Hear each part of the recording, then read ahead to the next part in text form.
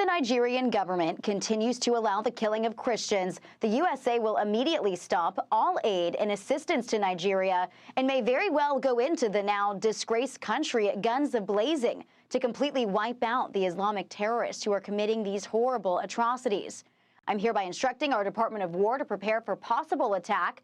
If we attack, it will be fast, vicious, and sweet, just like the terrorist thugs attack our cherished Christians.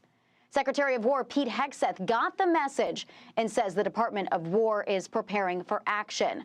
The response comes as the persecution of Christians in Nigeria has reached crisis levels. Islamist militants have burned down churches and Christian schools. And international civil rights groups estimate more than 50,000 Christians have been murdered in the country since 2009. But the president of Nigeria claims the reports of violence are misleading and says on X the characterization of Nigeria as religiously intolerant does not reflect our national reality, nor does it take into consideration the consistent and sincere efforts of the government to safeguard freedom of religion and beliefs for all Nigerians. And our administration is committed to working with the United States government and international community to deepen understanding and cooperation of communities of all faiths. President Trump also recently redesignated Nigeria as a country of concern after former President Biden removed it from the list in 2021. Rachel, Charlie, and Griff, back to you. All right, Rebecca, thank you very much. Thank you, Rebecca. Well, it's really hard to tell what's going on. We understand that they are Muslim rebels of sorts. There's all kinds of unrest in these countries, and it's not just in Nigeria. It's in Sudan, it's in Chad, it's in the Congo. I mean, it's all over Africa.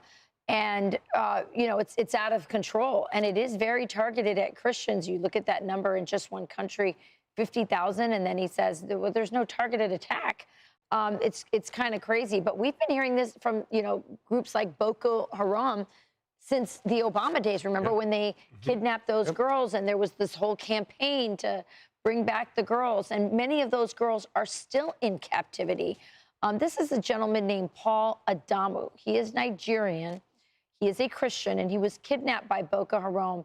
And this is what he had to say in an op-ed with Fox News recently. He said, "These are not random acts of violence. They are systematic, coordinated attempts to erase Christian communities from the region. As someone who has walked through the burned villages and prayed with survivors, I can tell you the reality is even worse than the statistics suggest.